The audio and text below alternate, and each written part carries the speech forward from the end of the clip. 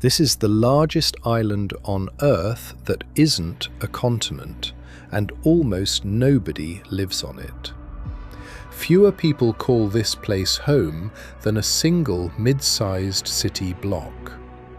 In 2019, and again in 2025, the President of the United States tried to buy it outright, an offer that stunned the world simply because most people had no idea this place was even for sale in anyone's imagination. Beneath its surface sits a sheet of ice so massive that if it fully melted, it would raise sea levels across the entire planet by more than 7 meters. This is Greenland, and what's happening here right now matters far more than its size on a map would suggest. Greenland covers over 2,100,000 square kilometers, making it larger than Mexico, larger than Saudi Arabia, larger than every country in Western Europe combined. And yet, its entire population is smaller than that of many single neighborhoods in a major city, somewhere around 56,000 people scattered across an area roughly the size of all of Western Europe. The reason becomes clear almost immediately once you look closer. Roughly 80% of Greenland's landmass is permanently covered by an ice sheet, up to 3 kilometers thick in places, second in size only to Antarctica's.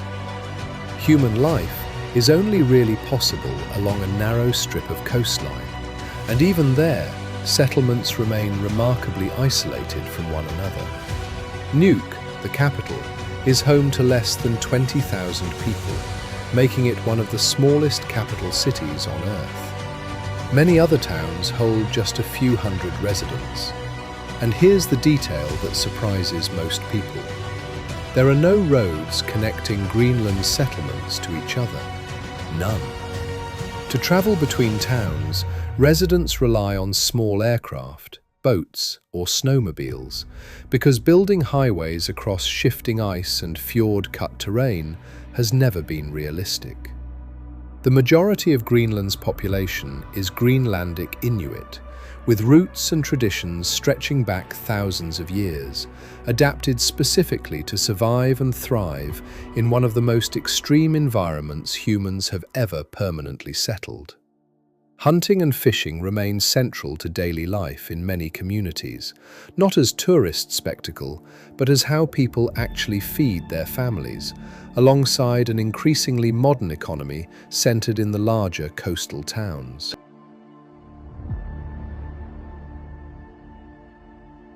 Greenland's political status confuses most people who've only heard about it in passing. It's not an independent country, but it's not simply a Danish territory either. Since 2009, Greenland has held broad self-government, controlling its own internal affairs, natural resources, and increasingly its own foreign relationships, while Denmark retains responsibility mainly for defence and formal foreign policy. Many Greenlanders support eventual full independence, and the conversation has only intensified in recent years.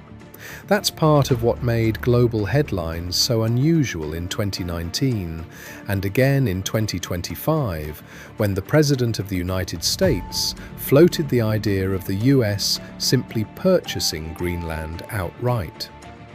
Denmark's government rejected the idea both times, calling it absurd, and Greenland's own leaders made clear the island isn't something to be bought or sold without its people's consent. But the fact that a major world power seriously proposed acquiring an entire territory reveals just how strategically valuable this remote island has become. Part of that value sits literally beneath the ice. Greenland holds significant deposits of rare earth elements, critical for everything from smartphones to renewable energy technology, along with uranium, oil, and other resources that global supply chains increasingly compete over. As the ice retreats, some of these deposits become more accessible than ever before in human history. Strategic military value matters just as much. Pituffik Space Base, formerly known as Thule Air Base, has operated in northern Greenland since the Cold War, tracking missiles and monitoring the Arctic, a region growing more contested as ice melts and new shipping routes and resource access become possible. Greenland sits at a genuine geopolitical crossroads, caught between Danish sovereignty, American strategic interest, and its own people's growing push toward determining their own future.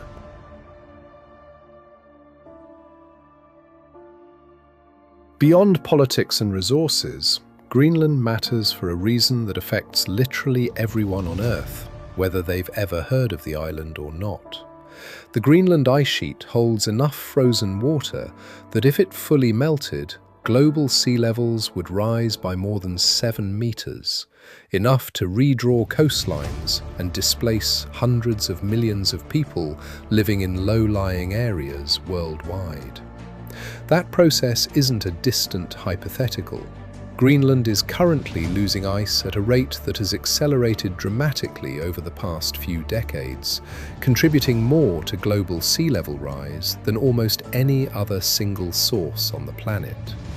Scientists tracking the ice sheet describe entire glaciers retreating kilometers within a single generation, some of them now flowing into the ocean far faster than researchers predicted even a decade ago. The melting isn't happening evenly. Coastal glaciers, exposed directly to warming ocean water, are retreating especially fast, while the thick interior of the ice sheet changes more slowly, but still consistently, year after year. Local Greenlandic communities are already adapting to consequences most of the world hasn't felt yet. Shifting hunting seasons, changing ice conditions for travel, and coastlines that look different than they did when today's elders were children. In many ways, Greenland has become one of the planet's most closely watched places, not because of its politics or its resources, but because what happens to its ice sheet in the coming decades will directly shape coastlines thousands of kilometers away, in cities most of its residents will never visit.